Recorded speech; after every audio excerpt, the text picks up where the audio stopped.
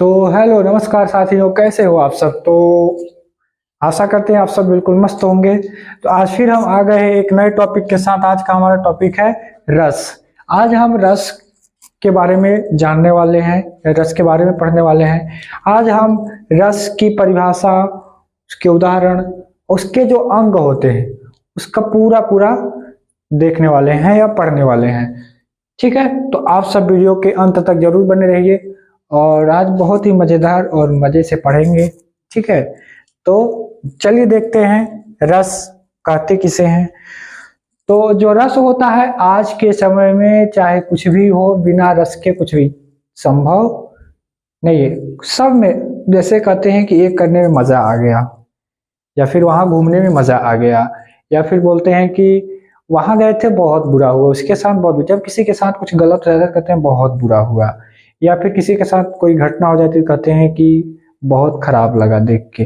ठीक है, तो जो भी मनोभाव होते हैं, मन में जो भी भावनाएं उत्पन्न होती हैं, सब रस के रूप में ही होती हैं, वे रस के रूप में ही होती हैं। तो चलिए देखते हैं पहले रस कहते किसे हैं। ठीक है, तो जो रस होता है उसकी परिभाषा क्या है कि किसी भी काव्य को पढ़ने, सुनने या अभिनय को देखने से, चाहे कोई भी काव्य हो या किसी के द्वारा कोई बातचीत की गई हो। ठीक है, यहाँ पर काव्य का मतलब हुआ अगर कोई काव्य पढ़ रहे हैं तो, या फिर किसी से बातचीत कर रहे हैं तो, पढ़ने यानी किसी काव्य को पढ़ने, सुनने या अभिनय को देखने से। पाठक का मतलब होता है पढ़ने वाला, श्रोता यानी सुनने वाला, या दर्शक यानी देखने वाला। जो भी व्यक्ति हो, चाहे वो सुन रहा हो, देख रहा हो, या सुन रहा हो, देख रहा हो या पढ़ रहा हो, उसको जो अनुभूति होती है, अब अनुभूति किसी को अच्छा अनुभव होगा, यानी जो अनुभूति होती है उसे हम साहित्य में रस कहते हैं।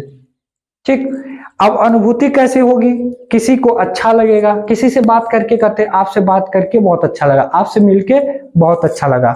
और कोई क्या करते हैं जिससे नहीं मन बैठता तो क्या कहते हैं कि अरे वो चलो उससे दूर हट लेते हैं, या फिर वो बहुत बुरा है।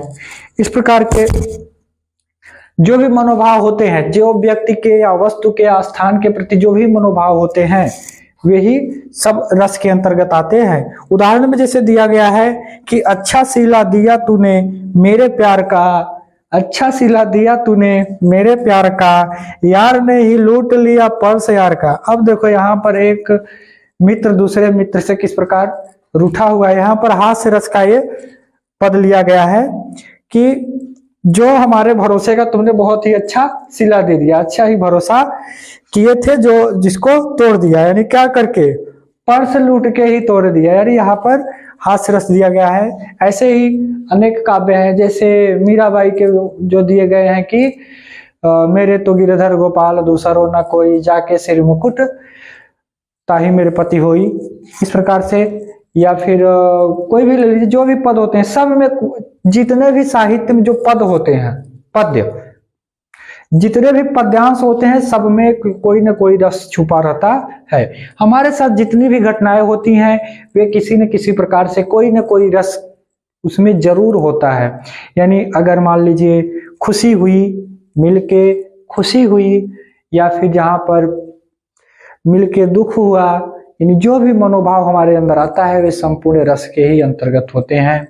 और रस की संख्या कुल 11 है। चलिए, ये तो हो गया रस कहते किसे हैं, रस होता क्या है, उसके उदाहरण। अब हम देख लेते हैं कि रस के जो अंग हैं, रस के जो अंग होते हैं वो कितने होते हैं। तो रस के जो अंग है वो प्रमुख रूप से 4 होते हैं। रस के अंग 4 होते हैं। और प्रकार, रंग और प्रकार में अंतर है। अंग यानी, चलिए पहले लिख लेते हैं, रस के प्रमुख अंग। तो रस के प्रमुख जो अंग होते हैं वो मुख्य रूप से 4 होते हैं। कौन कौन से? पहला होता है अस्थाई भाव। अस्थाई भाव का मतलब होता है वह भाव जो हमारे हृदय में उत्पन्न होता है, किसी को देखकर या किसी को पढ़कर या फिर किसी को सुनकर। ठीक है, जो हमारे मन में मनोदशा उत्पन्न होती है, दूसरा होता है विभाव, तीसरा होता है अनुभाव,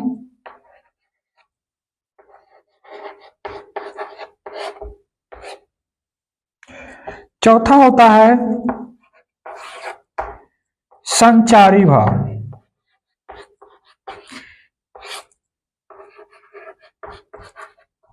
भाव यानी दशा होता है, ठीक है। यानी ये प्रमुख 4 अंग होते हैं, रस के प्रमुख ये 4 अंग होते हैं। और ये चारों जो होते हैं, जो रस के प्रकार मुख्य रूप से तो 11 होते हैं।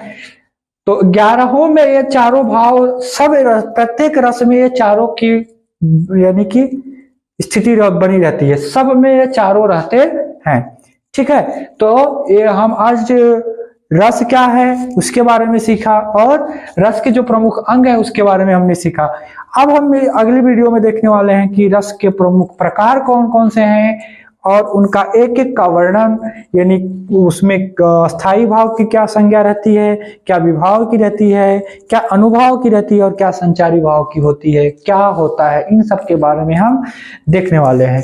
तो वीडियो पसंद आए तो एक लाइक और एक शेयर जरूर कीजिएगा, एक प्यारा सा कमेंट जरूर कीजिएगा। फिर मिलेंगे हम अगली वीडियो के साथ और अगली टॉपिक के साथ। तब तक के लिए आप सभी को जय हिंद, वंदे मातरम।